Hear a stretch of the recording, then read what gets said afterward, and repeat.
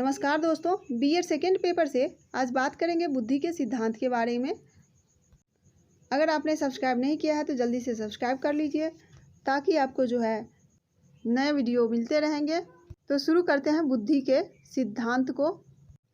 बुद्धि क्या है, यह कैसे कार्य करती है, इस संबंध में जो है विभिन्न मनोवैज्ञानिकों ने अपने प्रयोगों के आधार पर निष्कर्ष निकाले हैं। इन निष्कर्षों को ही बुद्धि के सिद्धांत कहा जाता है। बुद्धि के सिद्धांत अगर आप समझ जाते हैं तो बुद्धि क्या है, यह कैसे कार्य करती है, इसका मापन कैसे किया जाता है, ये आप समझ जाएंगे। आधुनिक मनोवैज्ञानिकों के अनुसार जो है बुद्धि को 3 भागों में बांटा गया है। द्वितत्व सिद्धांत, बहुतत्व सिद्धांत, समूह प्रतिकारक सिद्धांत। द्वितत्व सिद्धांत के प्रतिपादक स्पीयरमैन थे। उनके अनुसार जो है बुद्धि के 2 तत्व हैं, सामान्य योग्यता और विशिष्ट योग्यता। स्पीयरमैन के अनुसार सामान्य योग्यता मानसिक शक्ति है जो कि प्रत्येक व्यक्ति में पाई जाती है। इसका उपयोग प्रत्येक बौद्धिक कार्य में होता है। यह प्रत्येक व्यक्ति में भिन्न होती है, वंशानुक्रम से यह मिलती है तथा इसमें जो है परिवर्तन होता है।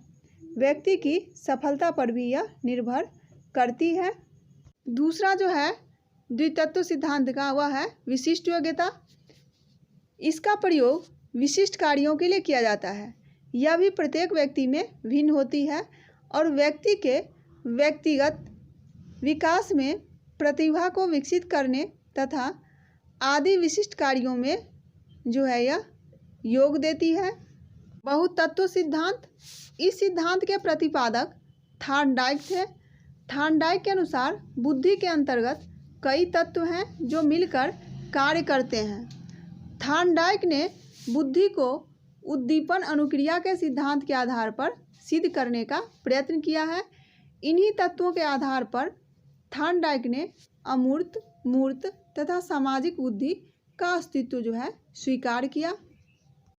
समूह प्रतिकारक सिद्धांत, इस सिद्धांत के प्रतिपादक जो है थर्स्टन थे। थर्स्टन के अनुसार बुद्धि अनेक प्रतिकारों का समूह है, जो कि इस प्रकार से देखते हैं। समूह प्रतिकारक को जो है 2 भागों में बांटा गया है, प्राथमिक प्रतिकारक और द्वितीयक प्रतिकारक। प्राथमिक प्रतिकारक में संख्या, भौमिक कार्य, दूरी, शब्द प्रवाह, तर्क आता है और द्वितीयक प्रतिकारक में वस्तु परीक्षण, प्रत्यगति, साहचर्य स्मृति, समस्या समाधान। थर्स्टन के अनुसार संख्यात्मक योग्यता, शाब्दिक योग्यता, स्थानिक योग्यता, शब्द प्रवाह योग्यता, तार्किक योग्यता, स्मृति योग्यता, प्रत्यक्ष संबंधी योग्यता जो है बुद्धि के अंतर्गत आता है। ये जो है प्राथमिक मानसिक योग्यताएं हैं। इसे संक्षेप में देखें तो बुद्धि बराबर N+V+S+W+R+M+P के रूप में देख सकते हैं। थर्स्टन के अनुसार जो है ये 7 मानसिक योग्यता ही बुद्धि के रूप में कार्य करती है।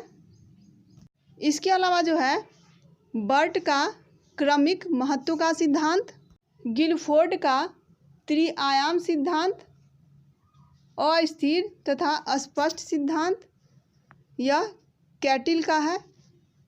गिलफोर्ड का त्रिआयामी सिद्धांत, गिलफोर्ड द्वारा बुद्धि की व्याख्या बहुतत्व विश्लेषण के आधार पर की गई है और बुद्धि के स्वरूप को स्पष्ट रूप देने के लिए गिलफोर्ड द्वारा जो है त्रिआयामी सिद्धांत प्रस्तुत किया गया।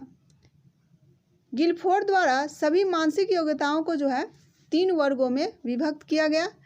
प्रथम वर्ग को संक्रियाएं कहते हैं। इसमें निम्न 5 बौद्धिक योग्यताओं को सम्मिलित किया गया। दूसरा है अंतर्वस्तु कंटेंट्स और तीसरा है उत्पाद प्रोडक्ट। संक्रियाएं का जो पहला बौद्धिक योग्यता है संज्ञान, इसके द्वारा खोज या पहचान किया जाता है। दूसरा स्मृति में व्यक्ति के संज्ञान के द्वारा जो कुछ ग्रहण करता है उसको वह धारण करता है। तीसरा, बहुमुखी चिंतन, इसके द्वारा व्यक्ति विभिन्न दिशाओं में चिंतन या खोज करता है। चौथा है केंद्रीय मुखी चिंतन, इसमें व्यक्ति विविध तथ्यों से वैध निष्कर्ष निकालता है। और पांचवा, मूल्यांकन, इसके द्वारा व्यक्ति शुद्धता या जो उपयुक्त या वैध होता है उस निर्णय को लेता है। गिलफोर्ड का जो द्वितीय सिद्धांत है वह अंतर्वस्तु है। इसमें बुद्धि परीक्षणों की विशेष सामग्री या अंतर्वस्तु आती है। बुद्धि परीक्षणों में जिन वास्तविक सामग्रियों का उपयोग किया जाता है वह 4 प्रकार का हो सकता है। इसमें पहला, आकृति सामग्री, जो कि स्थूल रूप में जैसे कि लकड़ी के गुटके आदि वगैरह। दूसरा जो है प्रतीकात्मक सामग्री, इसमें अंक या अक्षर आते हैं।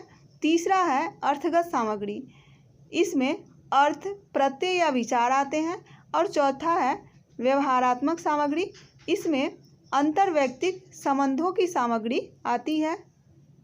गिलफोर्ड के सिद्धांत का जो तीसरा भाग है वह है उत्पाद। जब अंतर्वस्तु रूपी 4 माध्यमों से 5 प्रकार की मानसिक संक्रियाएं संचारित होती है तब विभिन्न प्रकार के 6 परिणाम प्राप्त होते हैं जिन्हें उत्पाद कहते हैं। इकाई, वर्ग, संबंध, व्यवस्था, रूपांतरण और निहितार्थ। गिलफोर्ड ने बौद्धिक संरचना को एक घन के रूप में माना, इसीलिए गिलफोर्ड की बुद्धि को जो है व्याख्या को त्रिआयामी कहा गया है। इस व्याख्या में प्रत्येक आयाम में 120 प्रकार के स्वतंत्र या विशिष्ट तत्वों का उल्लेख किया गया है। इस प्रकार से मानसिक योग्यताओं की संक्रियाओं, विषय वस्तु तथा परिणामों या उत्पाद के द्वारा पहचाना जा सकता है। ये था बुद्धि का सिद्धांत जो कि विभिन्न विद्वानों द्वारा दिया गया। धन्यवाद।